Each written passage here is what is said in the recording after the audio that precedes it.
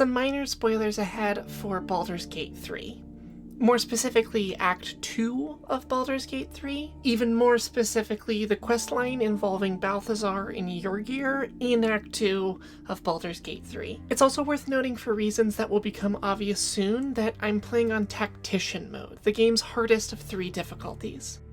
Baldur's Gate 3 is a very good video game that I love, nobody's perfect, etc. and so forth. Insert introduction here. I'm going to spend this entire essay exploring the one fight where I think the game got things a little bit wrong. So to reiterate, Baldur's Gate as a whole, 9.9 out of 10. This essay is the 0.1. That 0.1 in question is an extremely hard fight against this guy. He's a devil, his name is Yurgir, and I hate him. The fight with Yurgir is strange for a few reasons we'll get into, but on the surface it makes a lot of sense why it would be so difficult. My party just got to level 7, and Yurgir is level 10. He also brought 9 of his best friends as backup. Clearly this part of the game wasn't supposed to be easy, but the way it creates difficulty happens to uncover some strange design choices in Dungeons & Dragons that are worth examining. Before I launch into all the reasons why I think Yurgir should be made to feel real-world pain, let's quickly address the permanent elephant in the role-playing game room. Just come back when you're a higher level.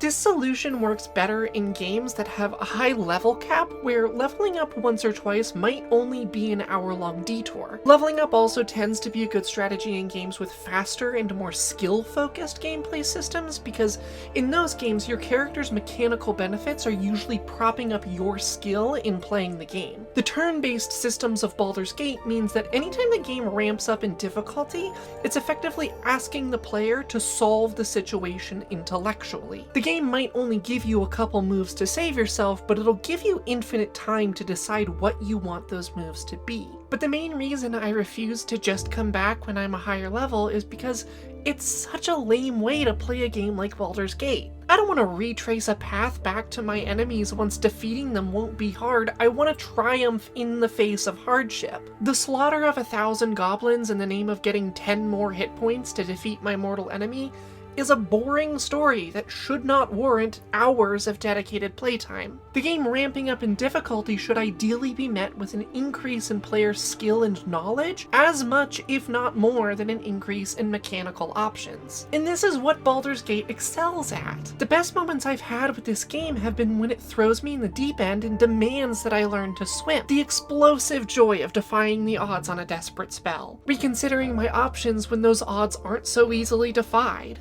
Clawing victory from a bad situation and knowing that victory was earned. My criticism is not the existence of difficulty in Baldur's Gate. In a way, it's kind of the opposite. The battle against Yurgir stood out to me because it was the one instance where the odds were pushed a little too far, when unfairness wrapped around to impossibility and forced me to engage with Baldur's Gate as a game instead of as a world.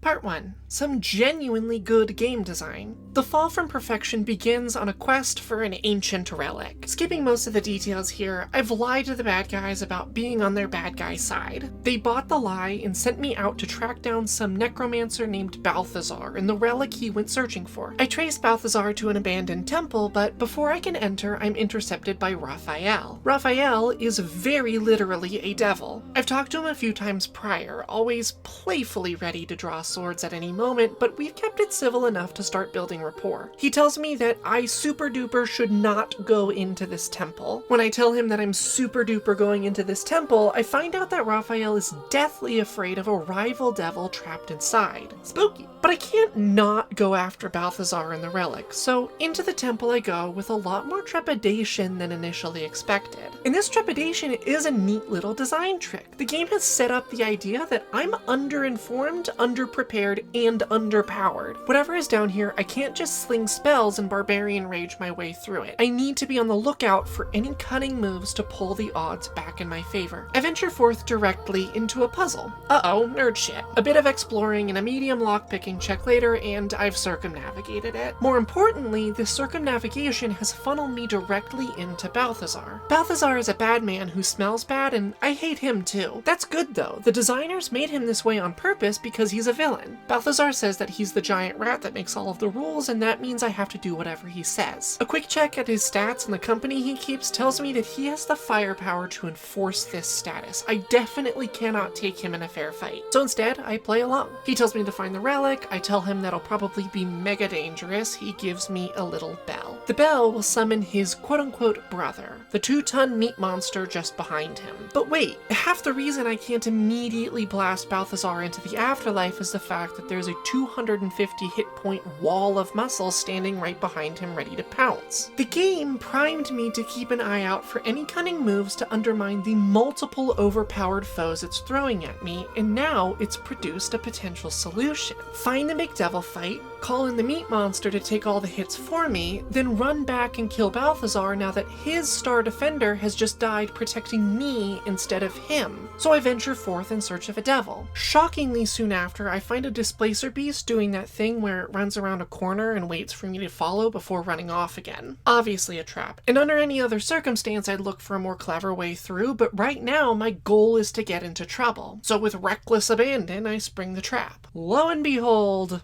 we found him. Yurgir calls me a maggot or whatever, but before he can outright attack, he smells that I've recently talked to Raphael. A few lines of dialogue later, a deal is proposed, and I find myself caught between two feuding devils. Raphael wants me to kill Yurgir, Yurgir wants me to betray Raphael. At this stage in the conversation, there's no walk away option. So get your buzzers ready because it's time to play Who Do You Side With? Bachelor number 1 is a handsome young devil named Raphael. Every time you've talked to Raphael, you've exchanged playful insults back and forth until you've come to a mutual respect for each other's ability to bite back.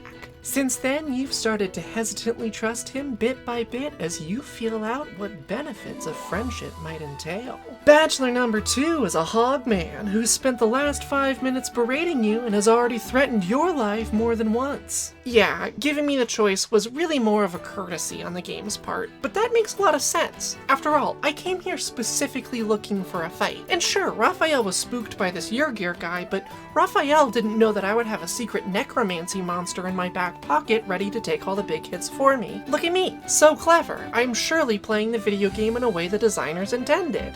Part 2. I hate Yurgir so much that it makes me physically sick. I know, how could it possibly turn so hyperbolic so fast? Let's start where every fight does. Initiative. Rather than the traditional D20 system of D&D, Baldur's Gate opts for a D4 initiative system. Turn order is determined by everyone rolling a D4 and adding their character's initiative modifier. This is a fantastic change. It reduces the reliance on randomization and mostly removes the boring but effective strategy of reloading the game 1,000 times until all of your characters get to go first. It does come with one quirk though. Because the maximum a character can roll has been reduced from 20 to 4, any character that has an initiative modifier that's 4 above somebody else's is guaranteed to go before them. In other words, if I have a +0 to initiative and my opponent has a +4, then the highest I can roll is a 4 and the lowest they can roll is a 5. Yurgir has an initiative of +8.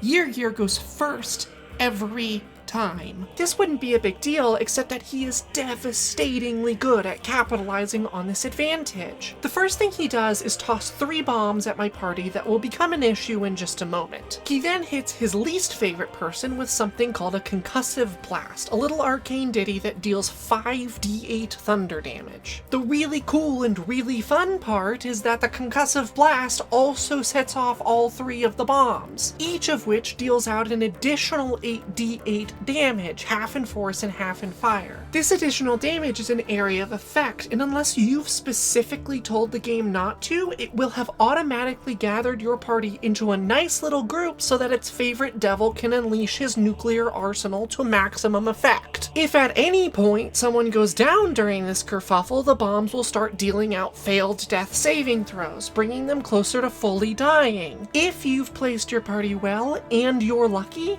one of your party members is down with a failed death saving throw before you've had a chance to act. It's more likely that half your party is fully dead by the time Yurgir is done making the first move in the entire fight. And just a heads up, he will be repeating this behavior at his earliest possible convenience. So all this happens, Yurgir and friends decimate my party in a single turn, and I have to reload the game with more knowledge and therefore more power. This time, I decide to sneak around the obvious trap. Ambush the ambushers. To the game's credit, this is remarkably doable. A bit of careful maneuvering avoids even having to make stealth checks. It's unfortunate then that it just doesn't matter at all. By now it's hopefully clear that the only way past this encounter is making sure Yurgir never gets to take a turn.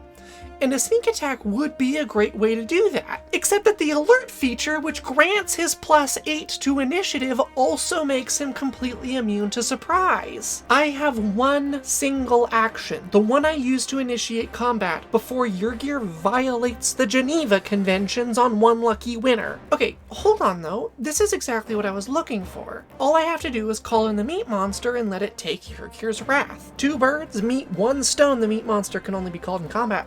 I have to initiate the fight before I can call it in. Okay, fine. Let's hold off on the meat monster plan until I can survive the first round. What if I incapacitate him long enough that the rest of the party can drain his health bar? I have my wizard start casting hideous laughter, and the chance of succeeding is only 16%?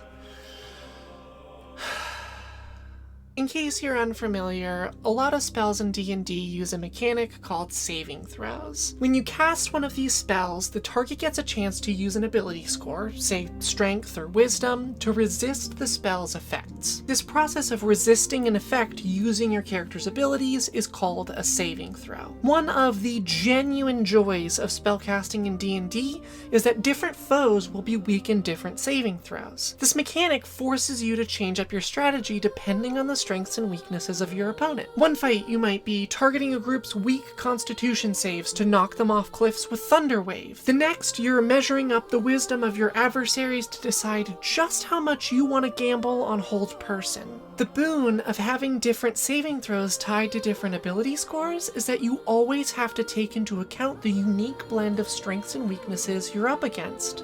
In theory. Take Yurgir as a counterexample. He has all strengths and no weaknesses. For starters, he has the magic resistance feat to get advantage on all magic saving throws all of the time. He's an absolute powerhouse in most saving throws as well, but he's not incredible at everything. Yurgir's worst saving throw is intelligence, which stoops down to a measly +2. Easy peasy then. Who cares about advantage? Cast a level 3 math problem at him and watch his brain explode. I go to my spellbook and quickly realize I have a sum total of 0 spells that incur an intelligence saving throw. Even the 2 spells I have that target charisma, Yurgir's other weak score, don't solve the problem so much as they delay the inevitable.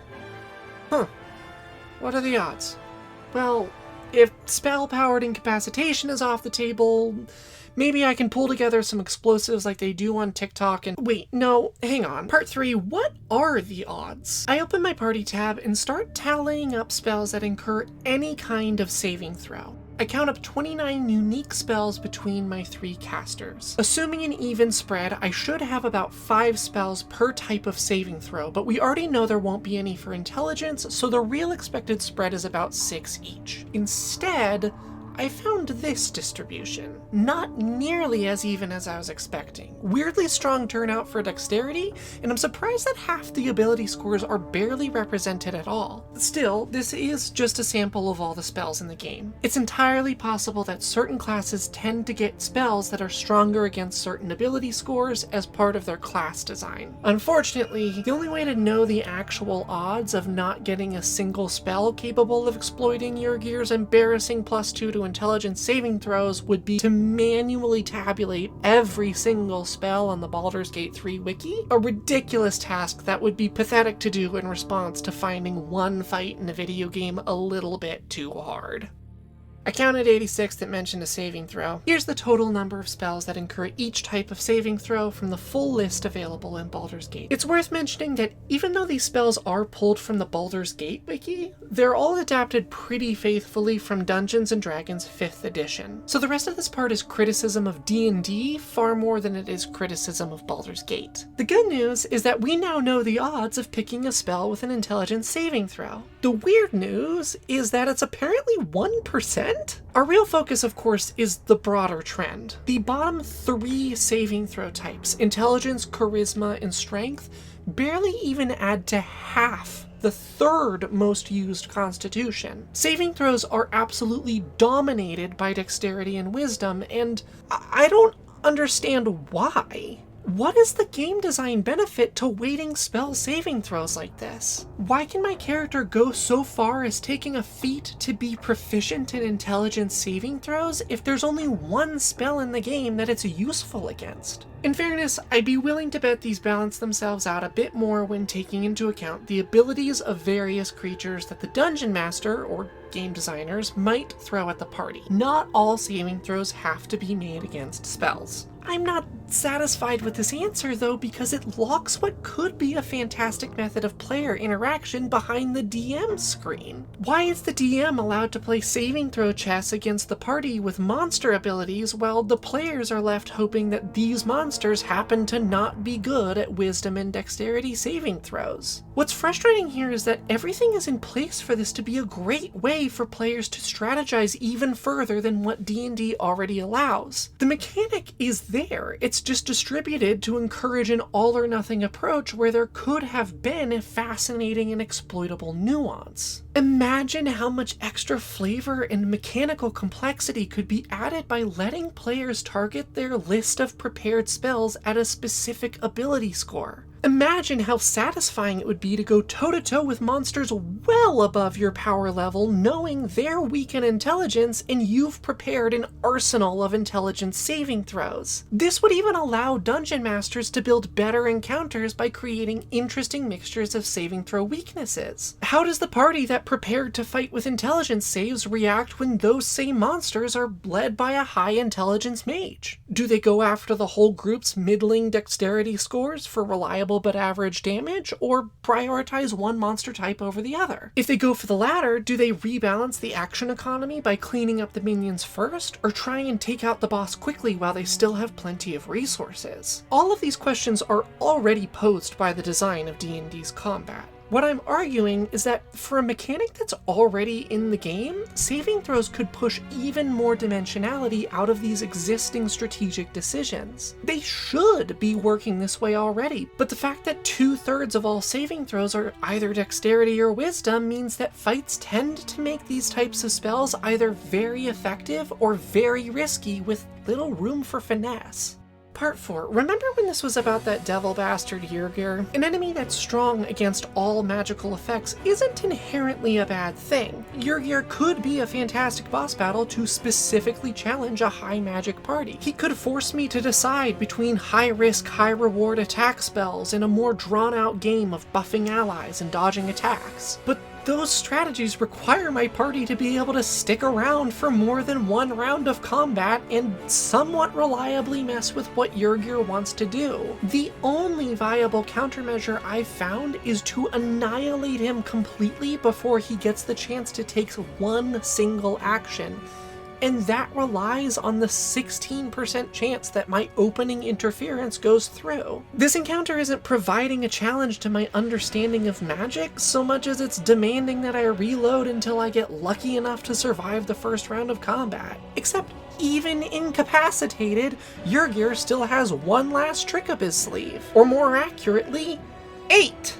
These little Maragons deal a weirdly small amount of damage considering the scale of the fight that they've been placed in. Sure, there's 9 of them, but when each is only dealing out a handful of damage if they hit, it's not that big of a deal for a level 7 party, right? There's a catch though. That hideous laughter spell that just so happened to go through, the one and only thing stopping Yurgir from ending me in a single turn, requires concentration. In case you're somehow this far into an essay on D&D game design and unaware of concentration, it's a bit of genuinely good game design to keep magic users in check. Most spells with long-lasting effects, for instance Hideous Laughter, require the caster to maintain concentration to keep up the effect. If concentration is dropped, say by taking a bit of damage and failing a Constitution saving throw, the spell ends. For small hits, the number you need to roll on this Constitution saving throw is 10. This isn't terribly hard, and given the fact that my wizard has a +3 to the check, it's pretty easy to work out the odds of succeeding. I need a 10, so I can subtract 3 and know that the lowest I can roll and still maintain concentration is a 7. Roll a 6 or lower, and the spell will drop,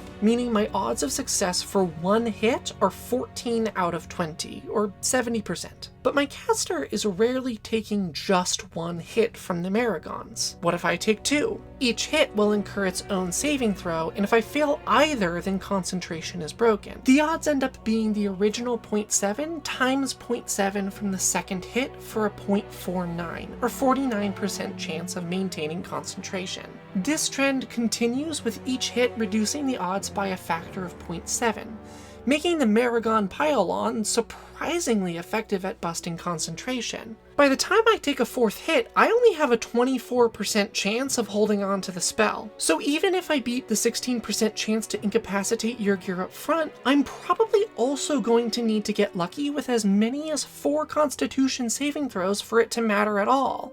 This exploration of the fight against Yurgir is really just a framing device to explore a few of the particularly interesting decisions behind Dungeons & Dragons. The core mechanic of D&D is random chance, and that's a dangerous route to take in game design. When most of a game's mechanics are tied to dice rolls, and especially when those dice rolls boil down to a binary success or failure state, you run the risk of mechanics compounding into nearly impossible situations. What's worse, when every possible move is against the odds, you've effectively removed any decision-making from the game. If you're forced to rely on an unlikely event no matter what, then you might as well always go for the biggest, most beneficial move on the off chance that you get lucky. I did eventually beat Yurgir. As much as I disagree with a lot of the surrounding design decisions, in typical Baldur's Gate fashion, it was an incredible adventure of tide-turning spells and last chance moves. But the fight still left a bit of a bad taste in my mouth. I don't feel like I beat Yurgir so much as I pestered the game into letting me win. I get the sense that this isn't the intended way to play this section of the game. In fact, had I not needed to fight Yurgir a couple dozen times to collect game footage for the video portion of this essay, I probably would have just left him alone and,